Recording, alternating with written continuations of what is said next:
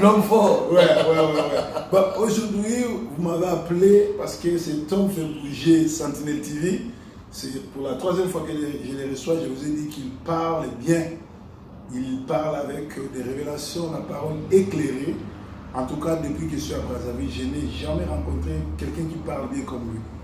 Les gens me critiquent et je n'encourage pas les gens à nimarabatouter, au critiquer, mais hier on a dit que bien.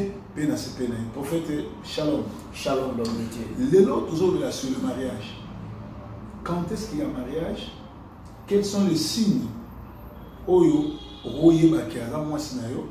Parce que tu es belé les lots, bakuta na likabo Jacob bakuta na ino. Jacob a quelqu'un pour bala. Léa, a fait Rachel.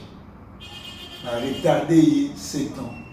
Arrivé à bala moi si mon ko a comme na basi mbali. Tu es belé les lots. Dieu m'a parlé.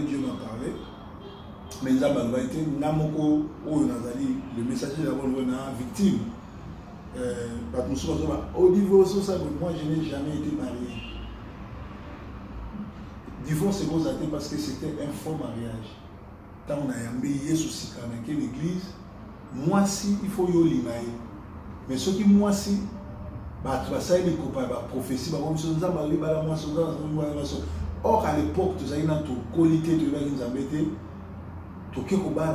par rapport à la prophétie, or que Nzambe n'était pas dans ça. Alors, l'église est victime d'ango, Bana est victime d'ango, nous avons souffert pendant plus de 14 ans, tu n'as pas de décision, il y a changer. Voilà pour la bateau, si on va dans moi, il faut pas que vous mais la chose c'est que Ngaï, na maman bena tout cas il y avait des prophéties d'église armée de l'éternel qui dans le ministère à Mounene dans un message dans la grâce infiltrer les balles à la bâtiment moi soit dans moi cinématique quand on a offert un misso voilà mon tout dans un bateau bien là quoi il peut na mutambo na quoi au cours de cette semaine le mariage c'est quoi et quand est-ce qu'il y a mariage? Comment on va passer? Il a Jacob, Eliezer. Jacob. Eliezer, qui est comme si Isaac. Attends, la signe.